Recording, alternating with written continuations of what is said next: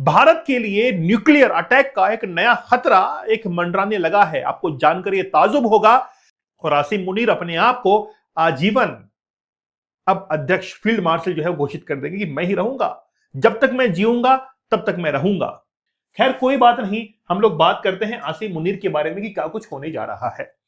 2025 में पाकिस्तान ने एक कॉन्स्टिट्यूशन अमेंडमेंट प्रपोज किया, जिसको हम लोग कह रहे हैं 27th कॉन्स्टिट्यूशन अमेंडमेंट।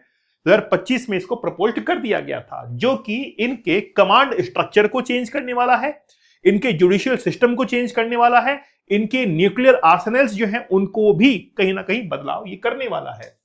आप देखिए कि जो नेवी है, एयरफोर्स है, आर्मी है, इसके तीनों के सेनाओं के अलग अलग प्रमुख होते हैं। उन प्रमुखों के ऊपर एक और प्रमुख होता है, चीफ होता है, और उसको ऊपर से कमांड करने के लिए चीफ ऑफ आर्मी स्टाफ होता है, जिसको होल्ड कौन करेगा? इसको कौन होल्ड करेगा? इसको आसिम मुनीर जो है वो होल्ड करेगा। एक्चुअली में ये जो आप देख रहे हैं नेशनल स्ट्रेटेजिक कमांड, एनएससी आप जो देख रहे हैं, ये एक्चुअली में न्यूक्लियर जो आर्सेनल्स हैं उनको कंट्रोल करने का एक कमांड सेंटर है।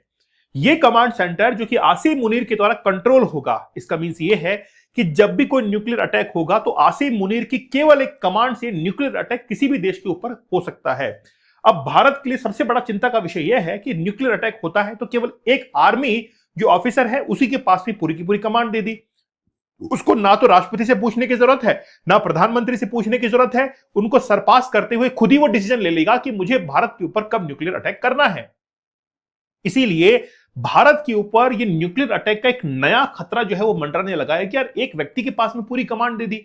भारत को अगर न्यूक्लियर अटैक करना हो तो भारत की पार्लियामेंट के अंदर इसकी चर्चा की जाएगी, लेकिन पाकिस्तान के अंदर ऐसा कुछ भी नहीं होगा। वहां पर जो आर्मी स्टाफ है उसके पास में Pakistan strategic capabilities, including its nuclear arsenals, the move marked as a significant shift from the existing civilian lead national command authority (NCA) जो है वो उसका पूरा फ्रेमवर्क दे रहा है। सब कुछ जो है इसके हाथ में होगा। कुल मिलाकर बात यह है, with the prime minister's role reportedly becoming strictly informational rather than the operational। मतलब एक्चुअली में क्या है कि जो प्राइम मिनिस्टर है उनका जो रोल है वो केवल और केवल क्या हो गया है, इंफॉर्मेशनल। केवल सूचना दी जाएगी कि हम ऐसा कर रहे हैं, उस ऑपरेशन के अंदर उनका कोई भी जो है इंटरप्शन नहीं होगा, खत्म कर दिया गया है। The restructuring is being lead by field marshal Syed Asim Munir, who currently serve in the dual role. अभी जो है वो दो तरीके के रोल अदा कर रहा है, chief of defence forces CDF and the chief of army staff COAS. तो ये ड्यूल रोल जो है वो अदा कर रहा है। इसके बाद में अब जो है वो नेशनल स्ट्रेटेजिक कमांड का भी वो चीफ बन जाएगा। इसका मींस ये होगा कि न्यूक्लियर आर्सेनल्स की पूरी कमांड आसिम मुनीर के पास में चली जाएगी। आसिम मुनीर ने यह भी कहा है कि आगे आने वाले समय के अंदर वो ऐसे नियम बनाएंगे जिससे कि वो आजीवन चीफ ऑफ डिफेंस स्टाफ जो है वो बने रह जाएंगे। ऐसे नियम जो है ये बना सकते हैं। दोस्तों, पाकिस्तान में न्यूक्लियर बटन पर कंट्रोल और भी ज्यादा सेंट्रलाइज हो रहा है और इसके सेंटर में एक ही नाम है, फील्ड मार्शल आसिम मुनीर। क्या इंडियन सब कॉन्टिनेंट की स्ट्रेटेजिक स्टेबिलिटी एक नए फेज में एंटर कर रही है? और सबसे बड़ा सवाल, क्या भारत को चिंता करनी चाहिए? दोस्तों, न्यूक्लियर वेपन सिर्फ मिलिट्री एसेट्स नहीं होते हैं, ये डिफरेंस, डिप्लोमेसी और ग्लोबल सिक्योरिटी का सबसे सेंसिटिव हिस्सा होते हैं। इसीलिए जब भी किसी न्यूक्लियर आर्म कंट्री के कमांड स्ट्रक्चर में बड़ा इंस्टीट्यूशनल बदलाव होता है तो उस पर सिर्फ पड़ोसी देश ही नहीं बल्कि पूरी दुनिया की नजर होती है। पाकिस्तान ने अपने डिफेंस फ्रेमवर्क में एक ऐसा बदलाव किया है जिसके बाद फील्ड मार्शल आसिम मुनीर की मिलिट्री अथॉरिटी और भी ज्यादा मजबूत हुई है। रिपोर्ट्स की बात करें तो रिपोर्ट्स के मुताबिक नए कमांड स्ट्रक्चर ने उनकी जो रोल और जो डिफरेंस डिसीजन मेकिंग है वो और ज्यादा स्ट्रेटेजिक कमांड और उसमें काफी उसको एक्सपेंड किया। लेकिन इसका मतलब ये नहीं है कि पाकिस्तान का जो न्यूक्लियर आर्सेनल है वो किसी एक व्यक्ति के पर्सनल डिसीजन पर चलने लगा है। पाकिस्तान के न्यूक्लियर कमांड सिस्टम में institutional mechanism of control and जो पूरा कंट्रोल स्ट्रक्चर मौजूद है। तो क्या ये जो डेवलपमेंट है वो पूरे इंडियन सब कॉन्टिनेंट के स्ट्रेटेजिक बैलेंस को बदलेगा, या फिर ये कहें कि पाकिस्तान के इंटरनल मिलिट्री स्ट्रक्चर का ये हिस्सा है? उमेश जी, पाकिस्तान को लेकर बात करते हैं। पाकिस्तान के मिलिट्री स्ट्रक्चर में लगातार हमने बदलाव देखा है। आसिम मुनीर को फील्ड मार्शल बनाया गया, अब न्यूक्लियर कमांड सेंटर का पूरा सरबराह वो हैं। हालांकि पहले से ही इस तरह के अपडेट्स और जो उम्मीदें हैं जो एक्सपर्ट्स हैं वो जता रहे थे। पाकिस्तान ने की बात करें तो पाकिस्तान ने मिलिट्री कमांड को इतना सेंट्रलाइज़ क्यों किया है? क्या ये ऑपरेशनल एफिशिएंसी के लिए है या फिर सिविल मिलिट्री बैलेंस में और बड़ा कोई शिफ्ट के तौर पे इसको देखा जाए? कैसे इसको देखा जाए? देखिए अमर जी, पाकिस्तान के अंदर अभी 27th कॉन्स्टिट्यूशनल अमेंडमेंट हुआ था। उसके हुँ, बाद आसिफ मुनीर को फील्ड मार्शल बना दिया गया।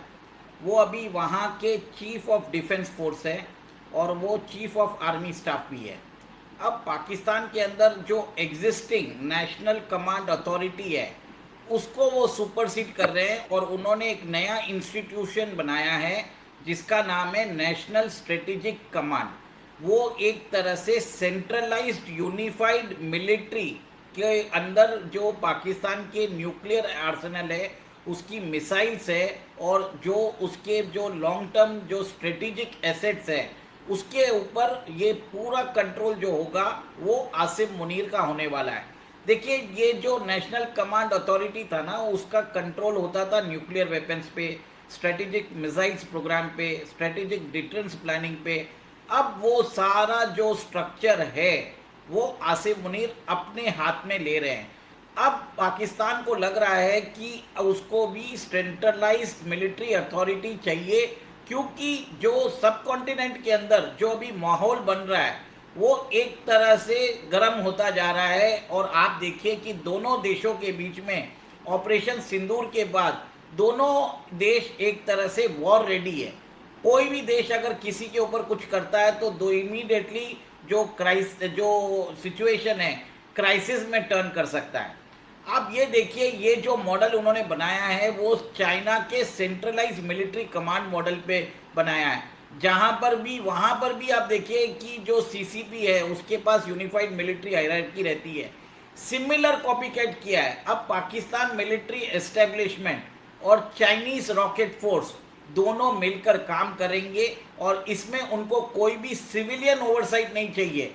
देखिए, पहले क्या होता था कि इसके अंदर जो नवाज शरीफ या शहबाज शरीफ जो प्राइम मिनिस्टर होते थे इनका बहुत हद तक इनकी भी सहमति होनी ज़रूरी थी। अब वो कमेटी के भाग रहेंगे पर इनकी जो अथॉरिटी रहेगी वो अथॉरिटी ख़त्म कर दिए, इंफॉर्मेशन दी जाएगी। ऊपर से एक और एक चीज़ होता था कि पाकिस्तान के अंदर जो मिलिट्री रहता था, जो पाकिस्तान कोर कमांडर कॉर्प्स था, वो भी एक तरह से पहले डिसीजन लेता था। अब उसको भी ख़त्म कर दिया है। अब उन्होंने एक जनरल अपॉइंट कर दिया है जो डायरेक्टली रिपोर्ट करता है आसिफ मुनीर को। अंबर जी, ये कभी भी कॉन्फ्लिक्ट होता है, इसके बाद आप ये देखेंगे कि इससे पाकिस्तान की मिलिट्री एस्टेब्लिशमेंट को क्विक डिसीजन मेकिंग ले सकते हैं। पूरा centralise command authority Asif Munir के पास है। मतलब आसिफ मुनीर जो है भारत को नेक्स्ट टाइम ऑपरेशन सिंदूर में डायरेक्टली ब्लैकमेल कर सकते हैं। अगर भारत ने अपने ब्रह्मोस यूज़ किए तो पाकिस्तान बोलेगा कि मैं अपने न्यूक्लियर वेपन्स भारत के ऊपर चला दूंगा। देखिए अमर जी, ये सब चीज़ें इसके लिए किया जाता है क्या कि फ्यूचर वॉर के अंदर भारत को एक तरह से डराया जा सके, धमकाया जा सके। जी, आप भारत को लेकर सवाल करते हैं क्योंकि अगर पाकिस्तान में इस तरह का कोई भी डेवलपमेंट होता है तो डायरेक्ट उसका सीधा संबंध भारत की नेशनल सिक्योरिटी से है। क्या भारत को इस डेवलपमेंट से कोई स्ट्रेटेजिक कंसर्न्स होने चाहिए? चाइना और पाकिस्तान भारत के एक तरह से काउंटेड एनिमी है, डिक्लेयर्ड एनिमी है विद न्यूक्लियर वेपन्स। अब उन दोनों के बीच में ऑपरेशनल कॉम्पैटिबिलिटी भी चाहिए। अल्टीमेटली वही होने वाला है, आप ये देखिए। और भारत के लिए बहुत बड़ा कंसर्न होगा अगर ये जो अलाइनमेंट है वो स्ट्रांग होता जाए, इंटर ऑपरेटेबल होता जाए, तो भारत को मल्टी फ्रंट वॉर के लिए तैयार रहना पड़ेगा। अच्छा, अगर हम ग्लोबल पावर्स की बात करते हैं जैसे कि अमेरिका, रशिया, चाइना तो ऑफ कोर्स पाकिस्तान के साथ है ही। इस मेजर जो ये डेवलपमेंट है उसको पाकिस्तान के जो न्यूक्लियर कमांड स्ट्रक्चरिंग है इसको किस नज़रिए से देखेंगे या उनको देखना चाहिए? देखिए, अभी अमेरिका के अंदर जो वहाँ के राष्ट्रपति हैं उन्हें हुँ, ट्रम्प के अलावा कुछ समझ में नहीं आता। ट्रम्प डायनेस्टी के अलावा हुँ, उन्होंने अमेरिकन इंटरेस्ट को भी मॉडगेज करके रख दिया। अब वहाँ पर जो है उनकी सिक्योरिटी एजेंसी ज़रूर सारी मॉनिटर कर सकती है, पर आज पाकिस्तान जो है एक तरह से ट्रम्प का चहेता बना हुआ है, क्योंकि वो ट्रम्प के जो क्रिप्टो बिजनेस है उसको वहां पर रन कर रहा है। बिल्कुल। और यहाँ पर दोस्तों न्यूक्लियर वेपन्स की असली जो कहानी होती है या उनका असली मकसद होता है, वॉर जीतना नहीं बल्कि वॉर को रोकना होता है, डिटरेंस जिसको हम कहते हैं। इसीलिए दुनिया के हर रिस्पॉन्सिबल न्यूक्लियर पावर के लिए कमांड स्ट्रक्चर के साथ साथ ट्रांसपेरेंसी और स्ट्रेटेजिक रिस्ट्रेन और क्राइसिस कम्युनिकेशन भी उतने ही जरूरी होते हैं।